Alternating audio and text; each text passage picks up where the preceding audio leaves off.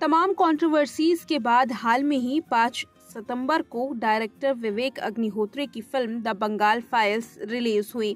ये रिलीज से पहले भी सुर्खियों में थी और रिलीज के बाद भी फिल्म काफी सुर्खियों में है। विवेक अग्निहोत्री हमेशा से ही लीक से हटकर फिल्में बनाने के लिए जाने जाते हैं, चाहे वो द कश्मीर फाइल्स हो, द ताशकंद फाइल या फिर वैक्सीन वॉर ही क्यों ना हो।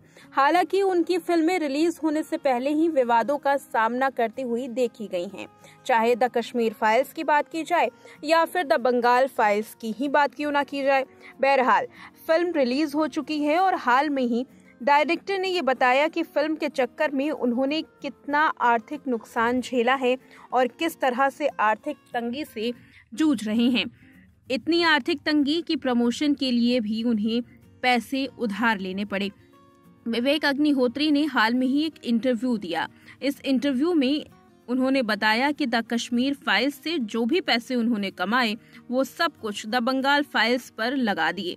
विवेक अग्निहोत्री कहते हैं, मुझे नहीं पता कि इसके बाद हमारे साथ क्या होगा। समस्या ये है कि हमारी महत्वाकांक्षाएं कुछ ऐसा बनाने की है जिसकी कीमत 100 करोड़ रुपए की हो, लेकिन हमारे पास पैसा बहुत कम है, इसलिए हमें हर चीज का ध्यान रखना पड़ता है।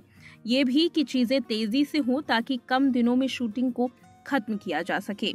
विवेक अग्निहोत्री आगे कहते हैं कि जब से उन्होंने फिल्मों के माध्यम से लोगों को सच बताना शुरू किया है तभी से वो स्ट्रगल कर रहे हैं।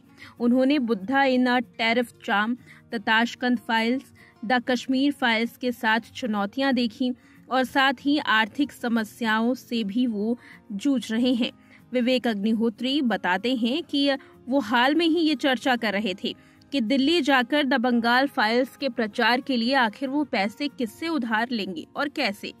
विवेक ने बताया कि द बंगाल फाइल्स फिल्म का सीक्वल इस पर आधारित रहेगा कि बॉक्स ऑफिस पर ये फिल्म किस तरह से परफॉर्म करती है, लेकिन उन्होंने ये भी भरोसा दिलाया कि थोड़ी कमाई भी हो लेकिन दूसरा भाग जरूर आएगा।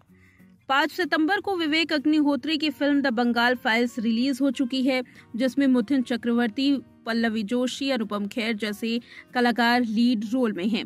ओपनिंग डे पर बंगाल फाइल्स ने 1.75 करोड़ रुपए का कलेक्शन किया। इसके अलावा दूसरे दिन बंगाल फाइल्स ने 2.15 करोड़ रुपए का कलेक्शन किया। कुल कलेक्शन 3.9 करोड़ का हुआ है। हालांकि फिल्म धीरे धीरे ही सही लेकिन आगे की ओर बढ़ रही है। अब देखना ये है कि फिल्म किस तरह से अपने आंकड़े पूरे करती है। खास बात यह है कि द बंगाल फाइल्स जिस राज्य पर बनाई गई है, जिस राज्य की कहानी है, उसी राज्य में ये फिल्म प्रतिबंधित है।